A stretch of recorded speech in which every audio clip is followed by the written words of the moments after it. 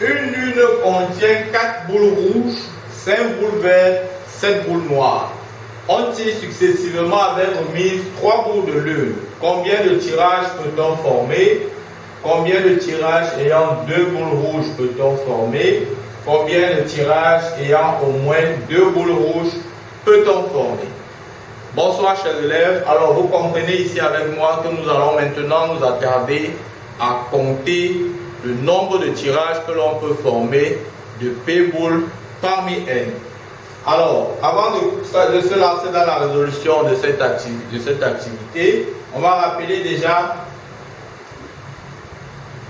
les formules que nous donnent ou bien que nous disposons de cours dans ce genre de cas.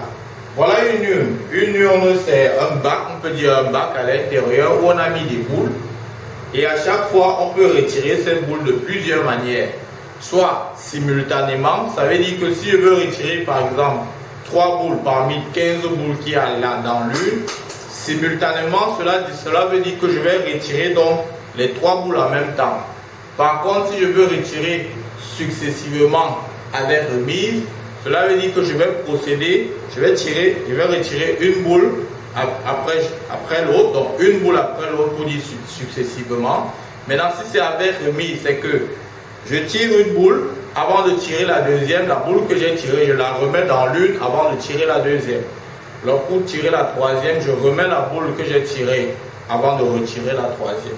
Maintenant, si on parle de successif sans remise, je tire une boule, je dépose, je tire la deuxième, je dépose hors de l'une, je tire la troisième, je dépose hors de l'une. Voilà de quoi il s'agit.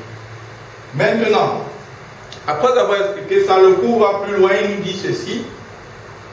Il nous dit que le nombre de tirages de P boules parmi N successifs avec remise, c'est N puissance P.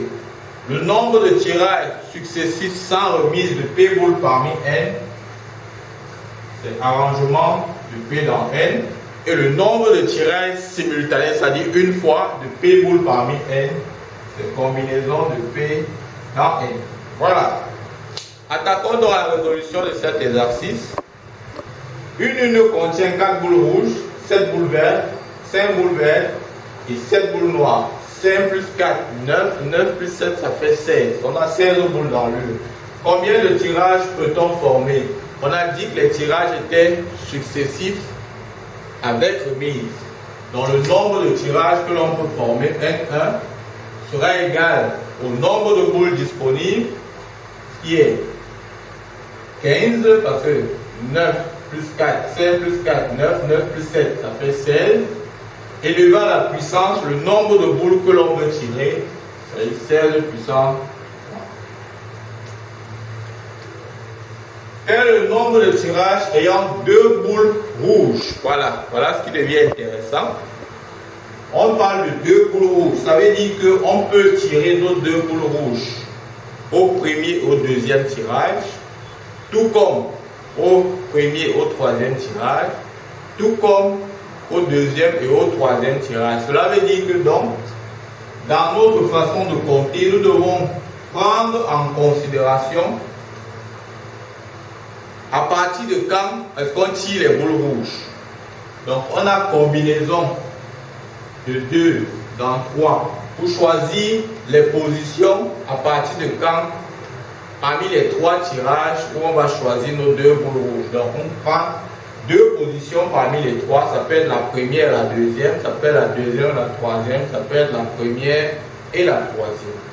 Maintenant qu'on a choisi nos positions, qui sont par exemple la première et la deuxième, premier et deuxième tirage, dans cette position, on nous dit qu'on a 4 boules rouges. Donc, pour une position, pour la première position, on a 4 façons de choisir de prendre une boule rouge. Pour la deuxième position également, on a 4 façons. Soit ça va faire 4 au carré. Maintenant, quand on a pris nos boules rouges, on va prendre une dernière boule qui n'est pas rouge. Il y en a combien de boules qui ne sont pas rouges? Il y a 5 boules vertes, 7 boules noires, soit 12 boules. On aura 12 à la puissance 1 pour choisir une boule qui n'est pas rouge. Donc, au total, voilà donc le nombre de tirages que l'on peut effectuer ayant 2 boules rouges.